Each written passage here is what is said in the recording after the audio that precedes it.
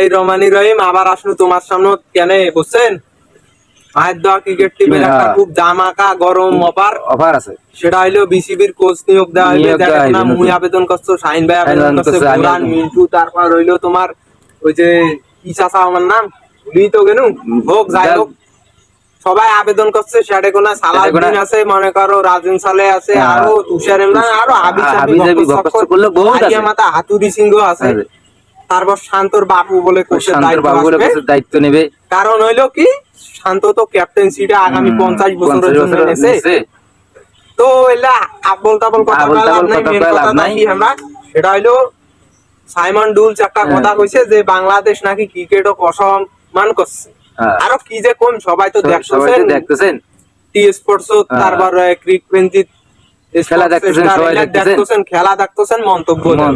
Simon Dulles আসলে কথাটা বুঝবার চাইছে যে তোমরা যেভাবে টি-20 খেলেন টেস্টের মতো, টেস্ট খেলেন টি-20 মতো, ওয়ান ডে খেলেন ফির টি-20 মতো, মানে তোমার উইকেট থাকে না, কিছু থাকে না। সেদিন খেলা দরকার আছে তোমার প্রকৃত ক্রিকেট খেলাটা, সেদিন তোরা খেলবার পাইলেন না। তোমরা খেললেন টেস্ট, খেলেন ওডিআই, সেদিন আর টি-20 খেলবার পাইলেন না। আসলে কবাসা ছিল বাংলাদেশও খুব জান প্রাণ দিয়ে ভালোবাসে। রাসেল ডোমিঙ্গো একটা সময় আমাদের দেশে কোচ ছিল। সাইমন ডুলস মানে নিউজিল্যান্ডের প্লেয়ার, সাউথ আফ্রিকার, আমার সঠিক জানা নাই। সে চাইছিল যে বাংলাদেশটা সেমিফাইনাল খেলুক, কিন্তু দুঃখজনক হইলেও ব্যাপার সত্যি। পাপন বলেছে আমাদের এলাকা নাকি ছোট ছাওয়া সব সময় এবার আমাদেরকে টপ 8 এ নিয়ে গেছে, এটাই আমাদের কপাল। আরে বাইরে ভাই, আমরা তো বাঙালি কাপ দেখতে চাইছিলাম, আমরা এই ঝাড়বাড়িতে আসি ভিডিওটা করার কারণটা শুনেন। এই পাপন কাকা যেমন জনসভায় যা ব্যাকটেলের মতো কথা বলে, আমরা এই জন্য এখন ফানি ভিডিও গুলো ঝাড়বাড়ির জন্য ব্যাকটেলের একটু আক্কেল করার জন্য আমাদের ঘরের ব্যাকটেলের একটু লজ্জা শরম বলতে কিছু নেই। 900 কোটি টাকার বলে পাপন স্টুডিও, আমাদের টাকায় আপনাদের টাকায় বানাইলো বিসিবির একটা সম্পূর্ণ স্পন্সরের টাকায় বানানো। আপনার আমার স্পন্সরের টাকায়, আপনার আমার কামাইয়ের টাকায় তৈরি বানাইছে। সেই অভিশাপ দোষী এই ব্যাকটেলের বাতাস খায় বলে বাইরে এলে যদি ছোট ছাওয়া হয়, শাইন ভাইয়ের বেড়া ছিলেন তো, তাহলে কি বড় ছাওয়া?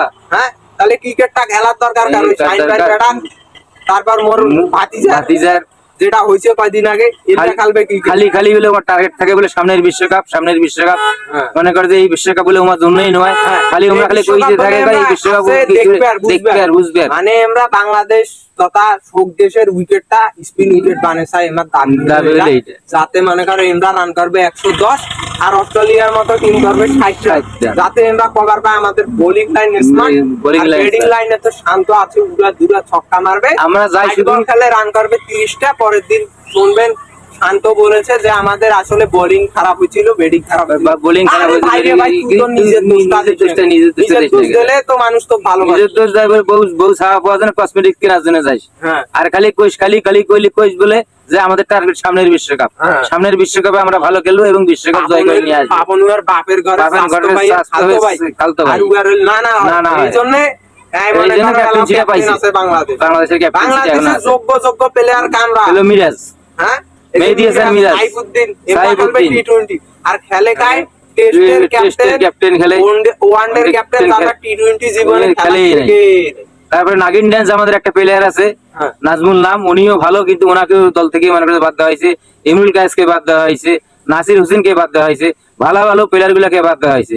এইসব প্লেয়ার গুলো যদি আজকে আমাদের টিমে থাকতো, তাহলে আমাদের টিম কিন্তু আজকে ভালো একটা পর্যায়ে থাকতো। আমরা কি কই জানেন, আমার মনে দুঃখ লাগে এই খেলা দেখলে, দুঃখ লাগে। আফগানিস্তানের মতো পাপনের হিসাবে তৈলে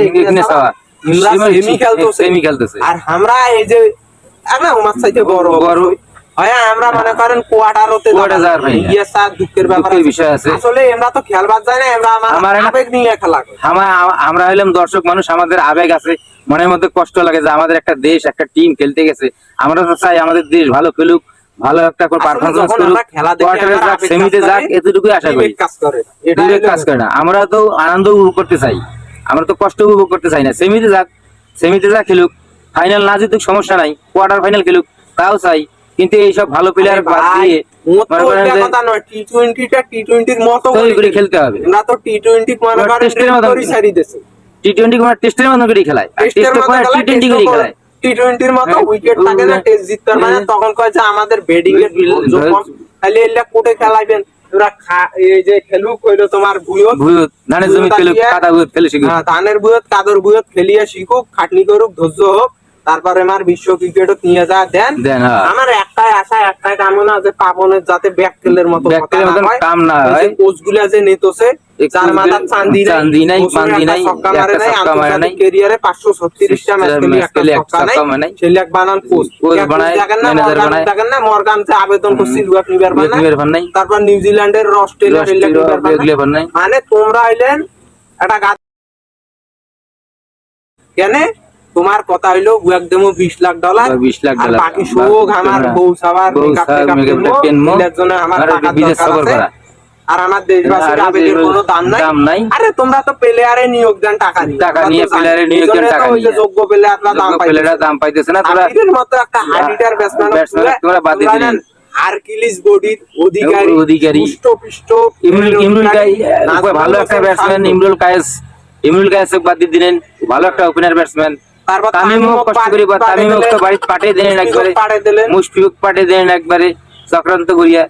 তারপরে রাজিন সালে না, তারপরে আর কি মানে স্পিনার আর কি আমাদের বগুড়ার স্পিনার ভালো একজন শফিকুল ইসলাম ফাস্ট বোলার, তাকেও তোমরা বাদ দিয়ে দিলেন।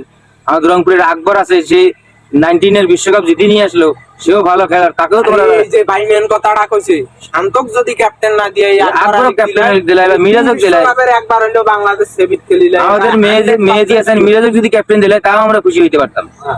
এখন যাই হোক, কথা বেশি কবার নাই, তোমার আমার সবার আবেদন যে আমার দেশের আবেগ বিবেক নিয়ে খেলা না করিয়া বাস্তব খেলার দরকার, যাতে দেশবাসী দেখিয়ে মজা পায়, খুশি পায়, মজা পায়, বিদেশিরা আমাকে নিয়ে যাতে মজা না করে, ইন্ডিয়া যাতে মজা না করে। তোমরা টোল করবে, ওরা তো টোল করবে, আমরা তো 6 করা বলবো, ক্যাচ ধরিয়া 6 হইছে, ক্যাচ ধরিয়া কইছে আউট হয়ে গেছে, ওরা তো বেইমানি করে দিচ্ছে, ওরা তো বাদে দেয়। ওরা কালার আর আর্জেন্টিনার কালার তো একই, এইজন্য বেইমানি আমার রক্ততে আছে। এটা হবে না, এটা হবে না, এটা হলো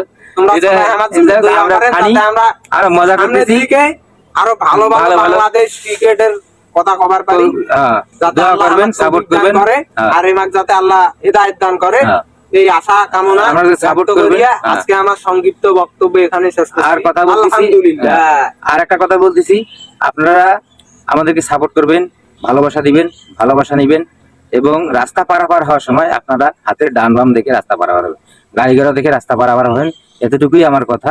আর যাই হোক, আপনারা ভালো থাকবেন, সুস্থ থাকবেন, নিরাপদে থাকবেন। আসসালামু আলাইকুম।